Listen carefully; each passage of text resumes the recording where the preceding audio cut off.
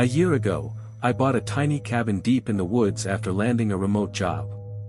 It had always been my dream to live somewhere isolated. Housing prices were ridiculous anyway, and the cabin was cheap enough that I could actually afford it.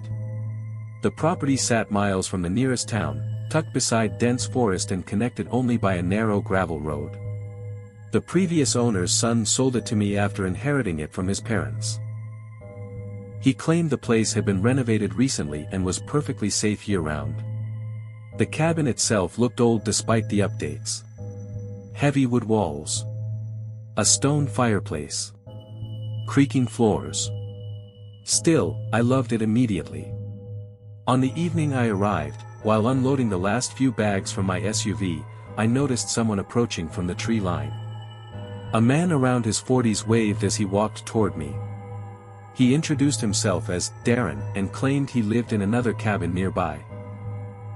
He talked non-stop from the moment we met, smiling constantly in a way that felt just a little too forced.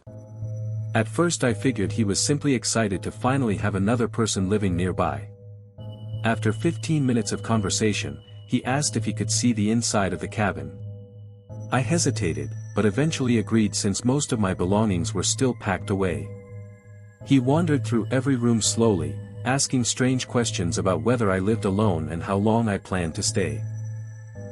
By the time he finished, the sun had already gone down. I expected him to leave. Instead, he sat down on the couch and kept talking. I finally had to awkwardly tell him I wanted to settle in for the night. He laughed, apologized, and headed outside. At first I thought that would be the end of it. A couple hours later, I woke up from dozing on the couch beside the fireplace. The cabin was completely dark except for glowing embers in the fire. Then I heard footsteps outside. Soft crunching sounds circling the porch. I walked quietly to the front door and pulled back the curtain covering the small glass window. Darren stood inches away staring at the cabin. He visibly jumped when he saw me looking at him. Then he smiled again. "Oh, hey," he said. I was just about to knock. It was nearly 10 at night. I asked what he wanted. He claimed he was having a campfire near his cabin and wanted me to join him. Something about the invitation made my skin crawl. I asked where exactly his cabin was. He pointed toward a narrow trail disappearing into the black woods and said it was just down there. The forest beyond the porch looked completely pitch black. I politely refused. Instead of leaving, Darren glanced past me at the fireplace. "You already have a fire going," he said.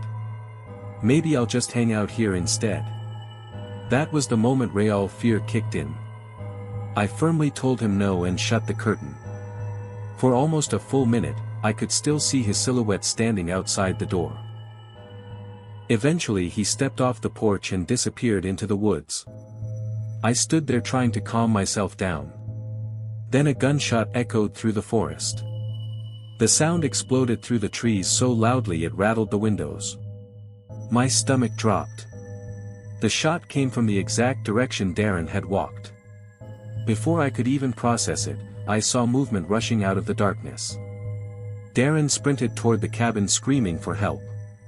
He burst through the open front door before I could react. He bent over in the hallway clutching his stomach, yelling that someone had shot him. But as he leaned forward, his jacket lifted slightly. I saw the handle of a revolver tucked into his waistband. My entire body went cold. Everything suddenly clicked into place at once. The fake friendliness. The pressure to follow him into the woods. The lingering outside my cabin. Without saying a word, I grabbed my car keys from the counter and bolted outside. He shouted after me, but didn't chase me. I drove straight toward town while calling the police. Officers later searched the cabin and found him still sitting calmly in the living room as if waiting for me to come back. The worst part was what they discovered afterward. There was no nearby cabin belonging to him. No records of anyone by that name living anywhere near the area.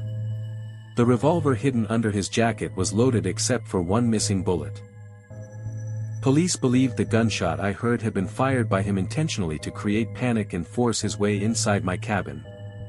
Had I followed him into those woods or let him stay inside with me alone, I honestly don't think I would have survived that night.